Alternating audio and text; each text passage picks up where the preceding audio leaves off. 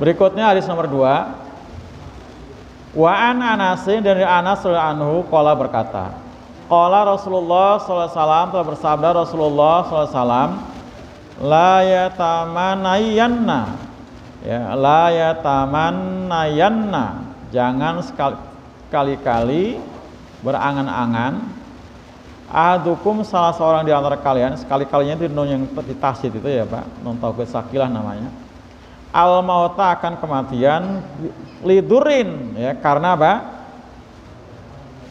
Karena bahaya, karena kesulitan, ya, asobahu yang menimpanya, ya, apa saja, ya, masalah keluarga, masalah ekonomi, ya, masalah penyakit, ya, ini jangan minta mati gara-gara masalah-masalah seperti ini, ya, karena sebenarnya sebesar apapun masalah yang menimpa kita Pak, ya, itu sebenarnya pahala yang Allah tawarkan lebih besar lagi, dan nyatanya juga apa yang kita alami itu juga nggak sebesar yang dialami oleh orang-orang sebelum kita, gitu ya. Bahkan mungkin di waktu yang sama mungkin ada yang lebih dari itu, gitu kan, seperti itu. Kita punya utang 1 juta Pak, kayaknya udah luar biasa. Yang punya utang miliaran aja tenang-tenang aja tuh. Lah ya kan, tenang-tenang aja Pak. Itu. Fa in kana labuda, maka jika adalah labuda sudah barang tentu, fa'ilan memang harus dia kerjakan, saking memang beratnya tekanan tadi, fal yakul, maka hendaknya dia mengatakan, ini Nabi membimbing kita, ya, Allahumma, ya Allah, bentuknya masih doa, ya, bentuknya doa, ya Allah, ahyini, hidupkanlah aku, maka selama adalah apa itu al hayatu, kehidupan itu, khairon, lebih baik, li, untukku, ya, khairon, ya. Makna khairon itu sudah mengandung arti lebih baik. Wa tawaffani, dan wafatkan aku, idza kanat, apabila adalah al wafatu, kematian itu, khair, lebih baik, li, untukku, ya, muttafaqun alaihi, Bukhari Muslim. Itu. Jadi tetap pada mulanya kita dikasih warning, diwanti-wanti jangan sampai minta mati, ya. Kalau hanya masalah lidurin tadi, lidurin semata karena apa? Masalah himpitan hidup, cobaan hidup. Karena sebesar apapun cobaan itu sebenarnya bukan keburukan, keburukan. Nah, bukan. Atau kalau kata kita tuh besar, sebenarnya juga nggak besar juga, ya, seperti yang sering disampaikan Quran surat Al-Baqarah 155 kan. A'udzubillahi minasyaitonirrajim, walanabluwannakum bisyai'in, dan pasti kami akan uji kamu dengan sedikit sesuatu, bisyai'in, sedikit. Itu. Tadi sedikit dibandingkan dengan banyaknya pahala yang Allah tawarkan, atau sedikit dibandingkan dengan kalau Allah mengasih lebih banyak lagi pun bisa, gitu ya.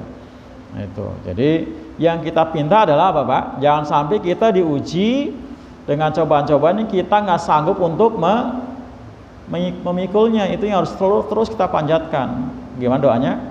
Rabbana la tu'akhidna inna sina aw akhtana.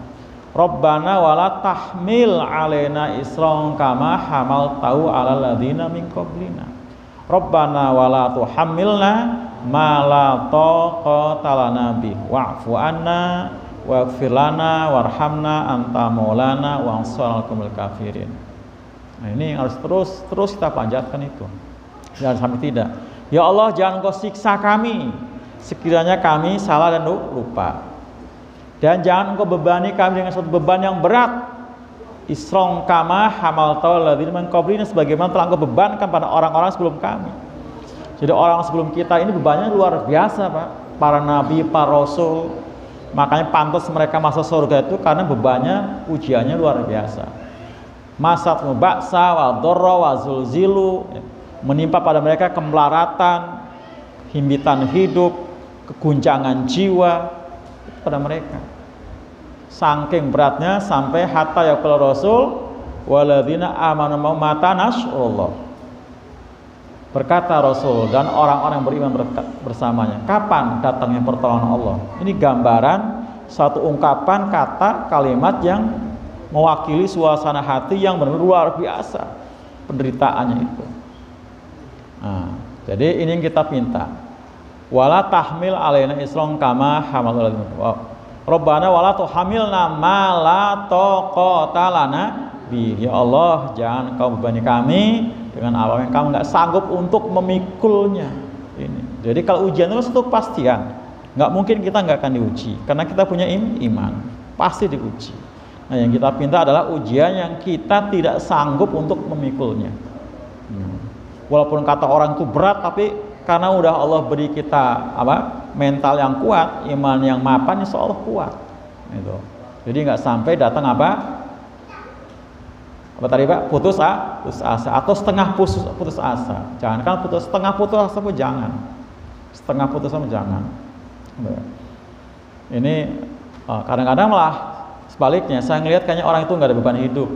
Dia nggak punya anak istri, berarti kan nggak ada tanggungan biaya hidup kan Pak. Tinggal juga di masjid, kerja juga ya sebatas marbot. Tiba-tiba pas lagi ngisi taklim di masjid sebelahnya, gantung diri di menara masjid. Gantung diri di menara masjid. Masya Allah. Itu.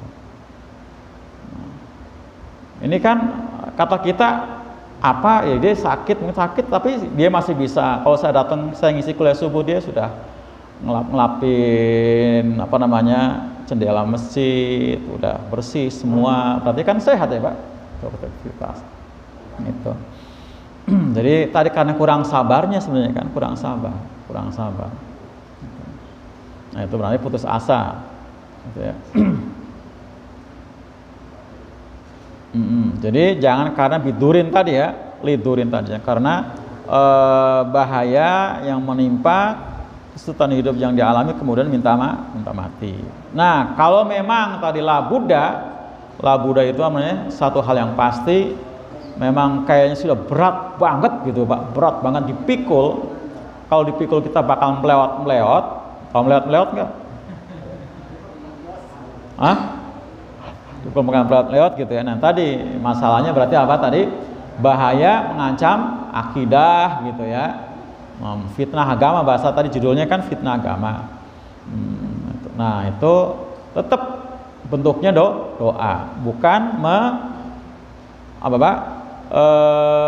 bukan langsung to the point, matikan aku, bukan, tapi ya Allah gitu kan. Allahumma, jika hidup itu baik untukku, maka hidupkanlah aku. Berarti tetap yang milih Allah. Besok Allah yang berikan pilihan, jadi tetap libatkan Allah dengan bentuk doa. Allahumma, ya Allah, hidupkan aku kalau hidup ini baik untukku, dan matikan aku kalau mati itu lebih baik untukku. Jadi bentuknya semacam opsi, tapi Allah yang milih, ya kan? Opsi tapi Allah yang milih, ya seperti itu. Ini penting. Kalau memang benar-benar berat ya, sampai benar-benar kita kalau paksakan bakal tadi ya melewat tadi, dan menjadi masalah korbannya adalah agama. Dilibatkan Allah. Yang biasanya kayak gini-gini nih, kalau sudah bentuknya semacam fitnah biasanya. Tahu fitnah yang kita pahami selama ini, dituduh ya, kita nggak berbuat buruk tapi tuduh berbuat buruk. Biasanya itu memang berat itu, kan yang fitnah itu. Fitnah. Nggak berbuat baik, nggak berbuat buruk dituduh berbuat buruk. Nggak berbuat makar dituduh makar. Ditangkap, dipenjara, itu harus biarkan Pak, berat itu ya. Nggak berbuat makar dituduh makar, bahkan ditangkap, dipenjarakan, itu luar biasa itu yang biasanya dialami oleh para pejuang muslim ya itu.